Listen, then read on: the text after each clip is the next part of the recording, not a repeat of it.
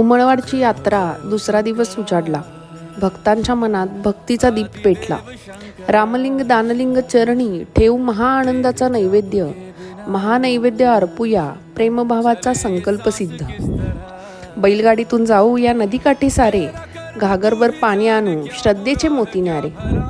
नदीचे निर्मळ पाणी जणू कृष्णामाईचे वरदान.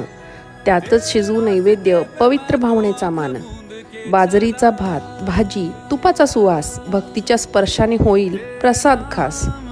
सोने चांदी नको काही नको मोठी शान. सोवळ्याचा नैवेद्य हाच देवाला मान. उमळवाड यात्रेचा दुसरा दिवस सांगतो ही गोष्ट.